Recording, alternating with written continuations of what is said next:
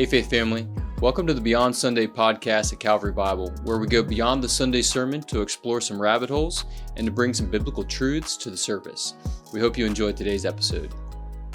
Calvary Bible Church, welcome back to another episode of Beyond Sunday with not Pastor Randy. Nope. Yep, Austin and myself. That's right. Sitting at the table. Yep. The small circular table, closer than we would like to be. Wow, I don't know. Speak for yourself. Yeah, We'd we're like to be this close. Yeah, close. pretty close. It's close enough. Our knees are almost touching. Yeah. That's awkward. Okay. Jokes are not awkward. You said I do have a before we joke. came upstairs that you had a joke for us. Yeah, I felt like it was my duty to come with a joke since I do appreciate that. Just give you the week off. And trying to think, there's a lot of different jokes that you could make. I thought it was fitting, though, to make I just went on Google and typed up cop jokes, police officer jokes, fitting for, the sermon intro on Sunday that I heard a lot about, I'm sure, for better or worse. And so here you go. You ready for it? Yep. Why did they arrest the cap? C-A-P, cap. Why did they arrest the cap? Yep. I'm thinking cop, something to do with A and I don't know what. Because it was covering for the marker. It was covering. Like the cap of a marker. Oh. Yeah. It was covering for the marker. Covering for the marker. All right, one more. Gotcha. This one's I think this one's well, this one's really dumb too, but it might be better. Why did the coffee call 911? You can get this one. Oh, I doubt it. I'm in a slump with jokes. I can't get Maddie's jokes anymore. I'm like, Struggling. I'm struggling. Why did the coffee call 911? Yeah. I don't know. It was mugged. Mugged. That's right. It was mugged. That was better. That's pretty good. Yeah. Actually, they're both terrible, but no, I think the second was better. At least the second was, I got it quicker. I had to think about caps covering markers and. I know. It wasn't as good. So that's why I had two, just in case one fell flat. My mind was, just thinking about speeding and stop sign violation tickets. And not covering for things. Yeah, that's where your mind should have went, considering that's what happened on Sunday. Yeah. Did you get your ticket yet? No, I'm still waiting for it to come in the mail. Maybe exciting. Today. Yeah, it's just like, that Amazon package excitement when you think it might be there when you get home. Mm-hmm. Except it's, $100-some fine. It's going to be awesome. That'll make you think next time. Yeah, it does. And actually, it's one of those where it's like really local, like it's a local stop sign that I go through multiple times a day. Mm-hmm. And since then, I've gone through it and had to think to myself, like, I hope I stop there. Because it's so like, like I usually stop for the most part, but I go through it so many times without even thinking. Yep. So I've gone through it since then and had to think like, I hope I stop there.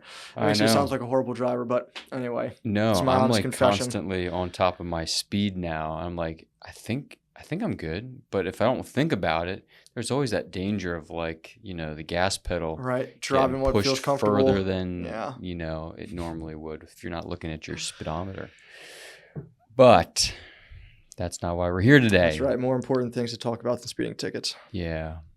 Although that is important to talk about. So thanks for preaching on Sunday. Yeah. And I thought you did a good job handling that passage. And it was good to sit there under it. And Philippians has been a good study for us, and appreciate you continuing that. So it was fun. Question for you from the passage. I'm curious your thoughts on it. Yep.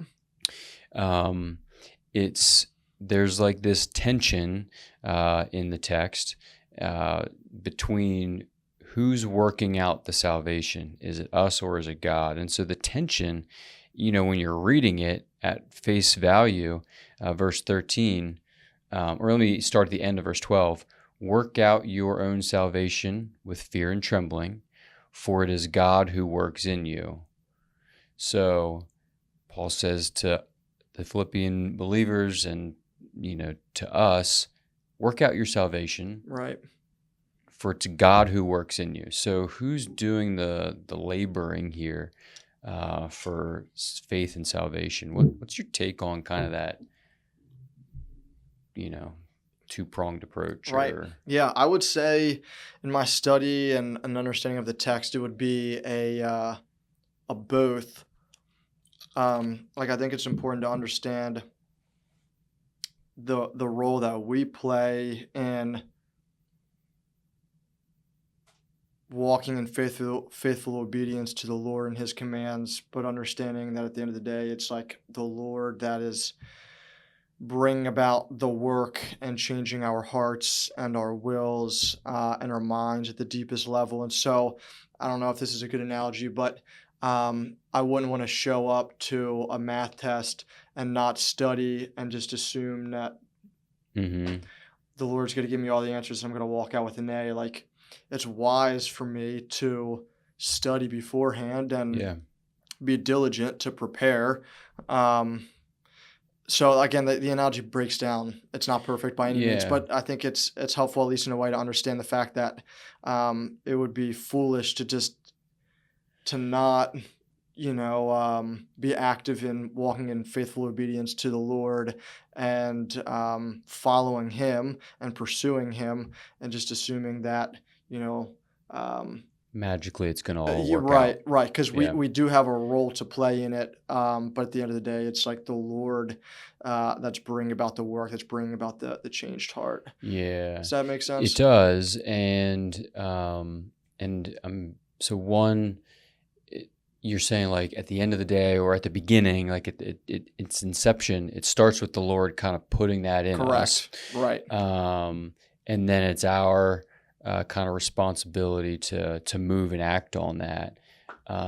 So to use your analogy, it's, a God-given desire to prepare Correct. ourselves for the Right. spiritual test that may come our way. And then in the moment or when we're being tested, or just day-to-day life, we're putting into practice those things that we've studied for, Right. that God has given us the heart to study for. Correct. Yeah. Yes. Yep. That was well said. It was better said than what I could have done. Yeah, like- that's good. I was thinking too a little bit a similar analogy, just like, but with our journey, the joyful Yeah. journey in mind. Like if you're on a hike, same thing. God's going to give you that desire to prepare for it. And the desire to be in shape for it. You don't just show up for a hike and a journey and then Right. just prepare. You hope to be able to hike, 20 miles with, 50 pounds. Yeah. You prepare for that and train. Right. Yeah, that's good. Yeah, and I mentioned it on Sunday, but it was said in the commentary that I was reading, and it resonated with me. It's this thought process of thinking that the sanctification process is like a 50-50 between like me and the Holy Spirit, and Mhm. I don't want to put like a percentage on it by any means, but I think in doing that we're neglecting like the work that the Lord is doing in our hearts and changing our wills and desires to even like have the motivation and the desire to walk in obedience Yeah. and to serve the Lord. It's not like, I think the example that I used was like, just thinking that the Holy Spirit is just going to give us power to overcome sin or walk in obedience. While all those things are true, it's like much deeper than that. And I think that's a freeing place to live from, because it's understanding that like it's the Lord doing the work and it's not so much on us, so He puts so much pressure that we need to do everything right. It's like the Lord, that's a work at the deepest parts of our hearts and minds. Yeah, and this kind of dovetails a little bit into part of our pride conversation from last week. Like we can modify our behavior in such a way that it is by the book, Pharisaical, and like we're hitting the marks. Right. We're not murdering, we're not cheating, we're not lying, we're not, doing these things because we've been disciplined enough, sometimes for our own self-religion or self-righteousness sake. And so we've done really well, but it's heartless obedience. Right. And so that would be an overemphasis on the human working out your own salvation, Right. and a neglecting of the God piece of things. And then I heard D.A. Carson one time, he used the term grace-driven effort. You heard him speak? Not in Okay. person. No. So this is Okay. I do have a quote from him for me has been like really, really helpful. Um, but on the other side, where it's like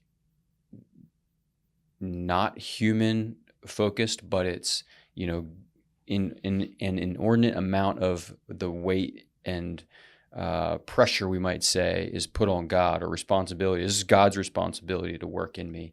Um, he uses this term grace-driven effort, which gets to, I think, what you were saying about it doesn't start with us. It's driven by grace, God's grace towards us. Yeah. But I brought this with me because I just thought it was super helpful. People do not drift toward holiness. Apart from grace-driven effort, people do not gravitate toward godliness, prayer, and obedience to Scripture, faith, and delight in the Lord. We drift toward compromise and call it tolerance. We drift toward disobedience and call it freedom. We drift toward superstition and call it faith. We cherish the indiscipline of lost self-control and call it relaxation. We slouch toward prayerlessness and delude ourselves into thinking we've escaped legalism. We slide toward godlessness and convince ourselves we have been liberated. And I just think that's a dangerous gutter to fall into on one side of this road where, we really want to be in the middle, and the gutters on both sides are putting too much emphasis on human working out the salvation and then too much emphasis on God working out the salvation. And that's what he's addressing there. If we put too much of an effort on God and don't actually do some of the hard things that he calls us to do, then, I appreciated some of those lines, like we're delusional. We think it's, freedom, or we call it freedom or relaxation. He would just say that's not self-control and discipline there. Mm-hmm. And so yeah, it's a tricky thing though, because it's a balance between those two. And we don't want to get imbalanced too far in either direction, because heartless obedience is not a good thing. Obedience that has no love for the Lord, and then on the flip side, just being careless, like you were saying. Hey, you know what? God's going to take care of this, and I'm going to ace this test because God's got this, and that's not the case either. Yeah. So, but that's a tricky one for us, because we're all, taking steps forward in faith, Lord willing, but we can't do it without both of those pieces to the puzzle. Yeah. No, well said. I think some commentaries I was reading were just talking about, they emphasized the term like God's enabling grace, just in the sanctification process there, understanding, as you brought up, that it's God's enabling grace that allows us to work into will for His good pleasure. So that's good. I didn't time you on Sunday, so I don't know how long it was. Do you know? Yeah. I think I was right around 40 to 45 minutes. Okay. Yeah. Yeah. So nice. I finished a little before 11:30. I think it was 11:28. Okay. When I got down. Gotcha. Now so we had a little song. Early. It was shorter. Yeah, but there was a song.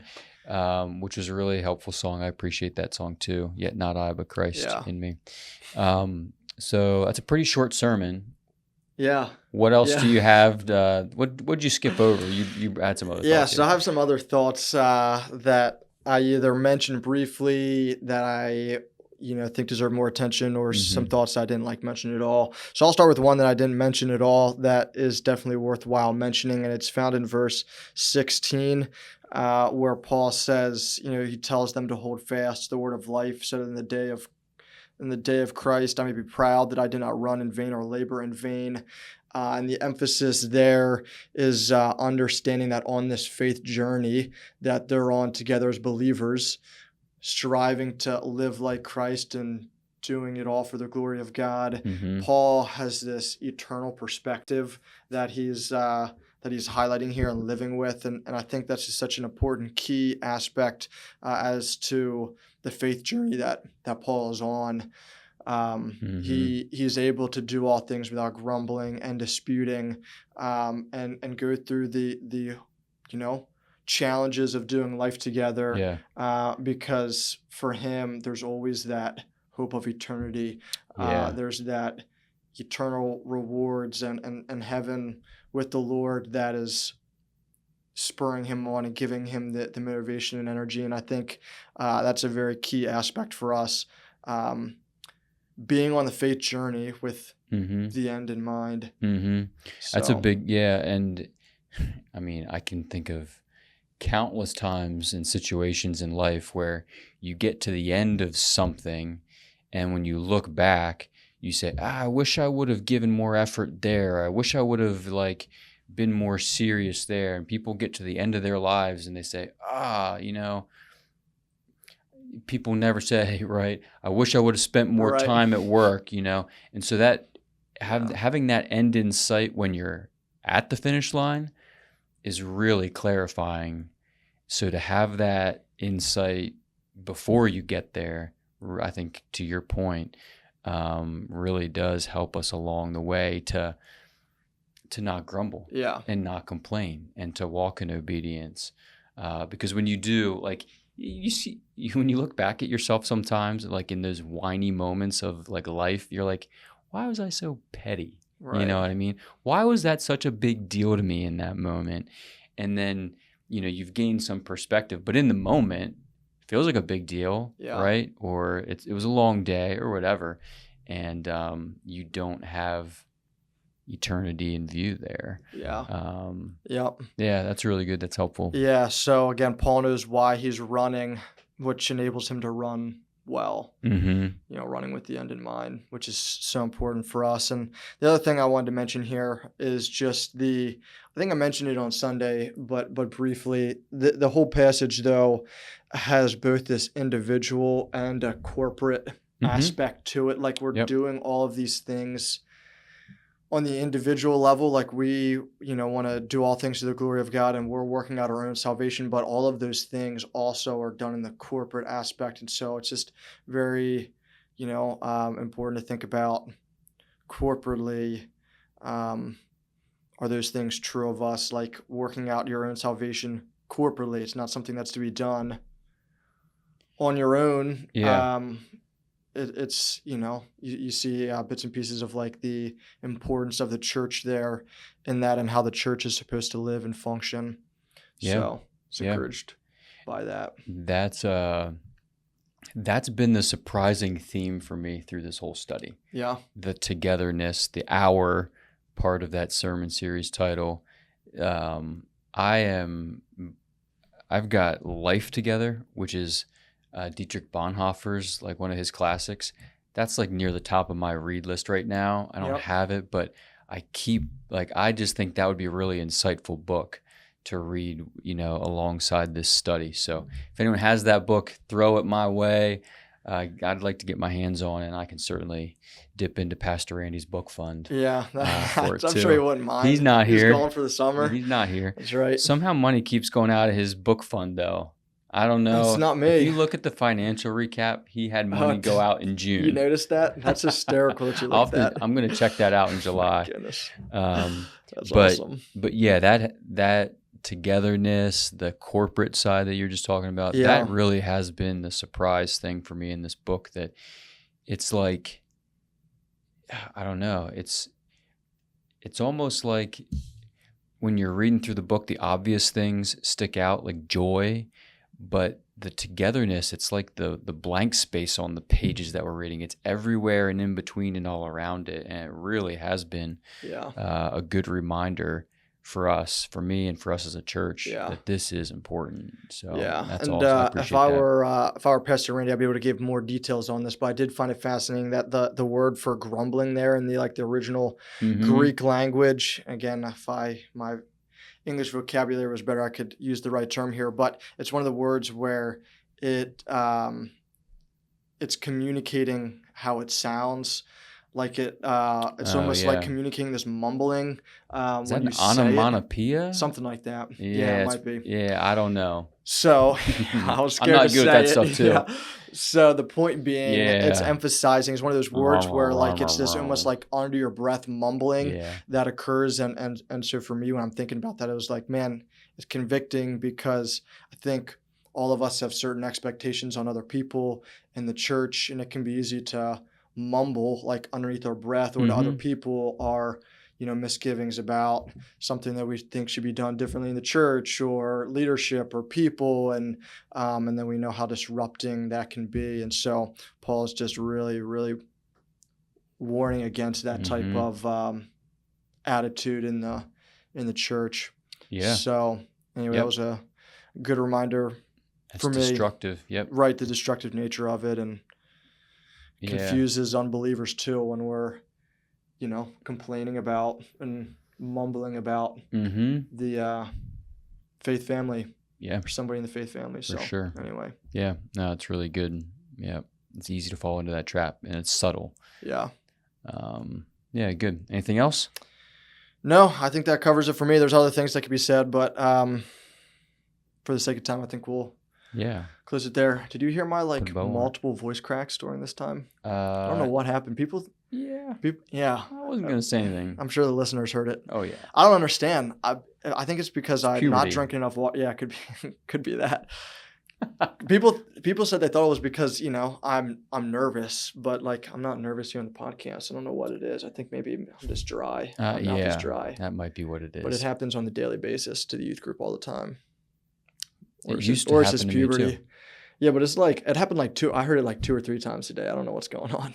And when I say it used to happen to me, I'm not actually talking about when I was 13. Oh, you grew out of it? Oh, I did grow out of it. Twice. I think. Every once in a while, it still happens. It happens to all of us. But Andy, when I was in, leading the youth group, Mumper when it would happen, he would make fun of me. Oh, so yeah. He's quick to jump on. Yeah, he those does. things. Absolutely does. Not much slips by that man. Good. All right. Well, thanks for bringing stuff to the table, Absolutely. especially those jokes. Everyone else, thanks for listening in. It's good. If you have any questions for the podcast from week to week, you can email them in to podcast@cbcmj.com. And we'll be glad to dive into them. I got Judd with me the next 3 weeks. I'm off. You're, forever. I think, done, at least for the summer. Judd's going to be with me for the next 3 weeks here. Sweet. And then I think after that, we are going to take a break in August. So we're going dark. Gotcha. For a month of August. So that's the scoop. Appreciate you guys listening in. Absolutely. And we'll see you on Sunday. Yep. See you guys. Thanks again for joining us on today's episode. And remember, our Sunday sermons are meant to lead us to a life of worship beyond Sunday.